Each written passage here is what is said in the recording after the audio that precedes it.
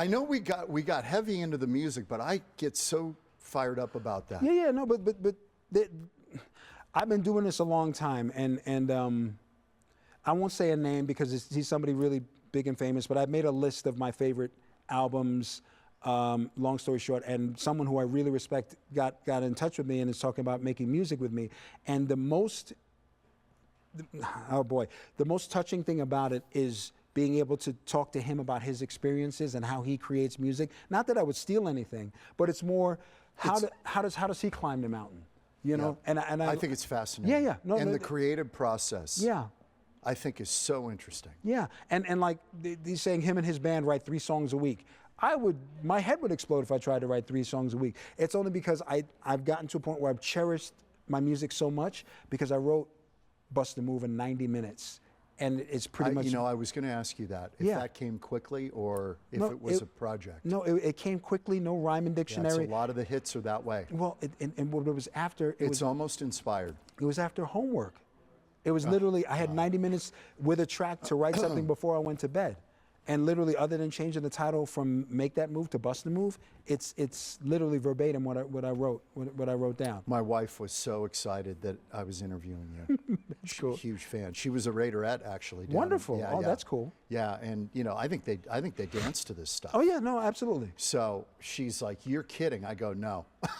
She's like, "This is great." No, it's good stuff. But it's interesting because I didn't get a chance to ask you if you parse time out to write. If you're like, okay, I should. You're more by the moment. It's kind of by the moment, and also, you know, my mind has to be clear. If there's house chores to be done, I do the house chores or if there's something that's pressing, I can't be creative unless I have a clean slate. Does it come to you sometimes during Sometimes house it does. Chores? So I'll take the phone and I'll hum a melody or something, yep. and you put it down on your iPhone. Yeah, and then, but I'll keep it in my head. That is a modern day gift for a songwriter. Because you're in the car, something comes to you, and you had, in the past, you had nowhere to put it down, and you're like, God, I hope I don't forget in the past, this. I would have dictaphones. I could use a dictaphone with the little cassettes. That's true. And I've written entire albums, you know, from melodies on dictaphones. But a lot of times, melodies or cadences will come to me while I'm listening to other music, and it has nothing to do with what I'm listening to. It's just that chord progression. This is what the artist that made the record did, but I would take it here. Yeah. And then write my new melody, and then come up with a different chord progression or different arrangement than the original record, and no one ever knows. How much of this is happening in the studio when you're actually starting to record it with the producer influence and all that? Well, that's the thing. I produce myself. You produce it. You do it all. I can't. When they talk with rappers, they say, "Oh, he heard a beat and he just really he went in there and wrote the hit based on the beat." I can't do that. I literally have to hear everything and feel the. Can you put that on a demo? Can you get most of the stuff you want in raw form on the demo? Well, here's the thing. A demo in rap music, a demo is close to the finished product because I'm not strumming a guitar. I'm not going to do it over a click track. Yeah, there are. Yeah, right. You know what I mean? Right. So while I'm making the quote unquote demo, or while I'm making the arrangement, I'm finding the sounds that are going to go on the finished master. If you know, how many tracks would be a lot for a rap song?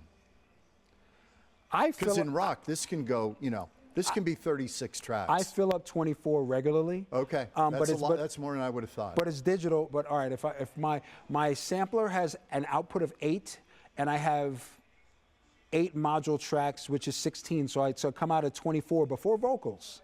Then I put vocals on top, so I may get close to your 36 if we put all the vocals. That's more than I would have thought. And that's in a single pass.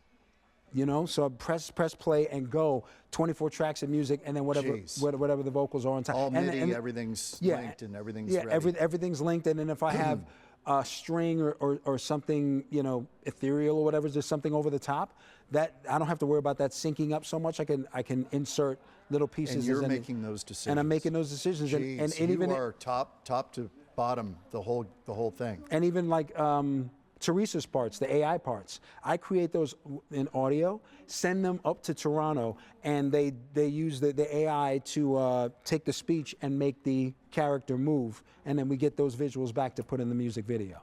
So each one is a heavy lift. The ironic thing, John, is that I thought I'd get into this. I've had 2 records chart. Like the Fun Part went to number 36, Billboard Rhythmic. I actually had that in my notes. And then Kinetic is at 27, Billboard Rhythmic now. That's damn good. It's damn good. And if I was on a major, they'd be throwing a party. Yes. I can't get majors to come to me with other than a typical record. Oh, we'll take your masters if you want to join us. Does it matter anymore? It does. It does because being on a major label. Well, yes, because they have a machine that I don't have. Plus the fact they have a stick that I don't have. I need you to play this. Play this. Yeah. Play this, Okay. or you won't get the next Eminem.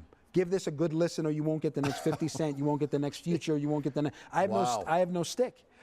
If they like it enough to put it in, okay. But a lot of times the slots that they're going to play my record in have been promised to a major already because they have the Summer Jam coming. You're fighting that battle. Right. So it's at the point now where it may be a tech company that's interested in the AI that funds me enough for me to do the music stuff. Can you live strictly on this? Yeah. Man, I can. That's success. It's multiple different businesses, though. So I could live, if I didn't make any music at all, I could live on being Young MC that performs Bust a Move on stage all the time, and I'm called for that. But then, I go and I get a record on the radio and it charts, but it doesn't show the streams that a lot of other people do, but I'm not doing it for the streams. I'm doing it to get the music in the marketplace. It's more about getting you out there. Yeah, getting me out there, and also I have a few minutes that I can perform other music before I do Bust a Move. So if I get up there and I do Fun Part and I do Kinetic, that gets people into that music too, and then can build the hope for an album. But I purposely am not telling people an album date because until I know that I have a good machine behind me, I'll just keep doing singles. Does it matter to have a quote unquote album? It does.